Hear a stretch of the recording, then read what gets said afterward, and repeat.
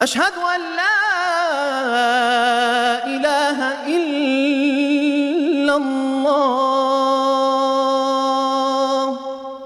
آپ صلی اللہ علیہ وسلم کی قبر مبارک بنائی گئی اور وہیں آپ صلی اللہ علیہ وسلم کی تدفین کر دی گئی۔ تو آپ صلی اللہ علیہ وسلم کی تدفین کے بعد بھی مختلف قافلے پوری دنیا سے لوگ آپ صلی اللہ علیہ وسلم کی قبر مبارک پر آتے رہے، یہاں تک کہ ایک دفعہ ایسے ہوا کہ ایک عورت آپ صلی اللہ علیہ وسلم کی قبر کی زیارت کے لیے آئیں۔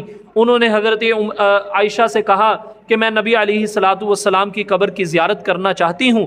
تو حضرت عائشہ صدیقہ رضی اللہ تعالیٰ عنہ نے حجرے کا پردہ ہٹایا اور ان کو اندر داخل کر دیا۔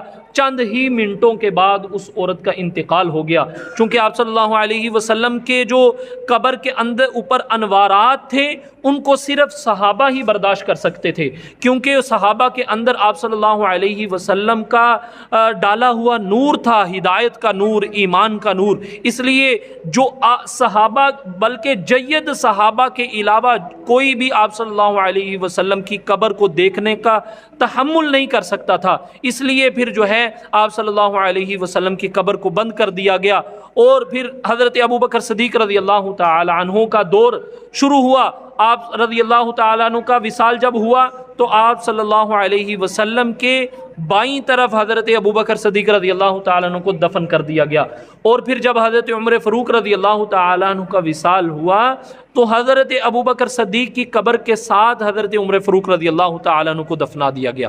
تو یہ آپ صلی اللہ علیہ وسلم کی وفات کی کچھ ارزات تھی، اور اس طرح آپ صلی اللہ علیہ وسلم کو جو ہے دفن کیا گیا۔ اشہد ان لا الہ الا اللہ۔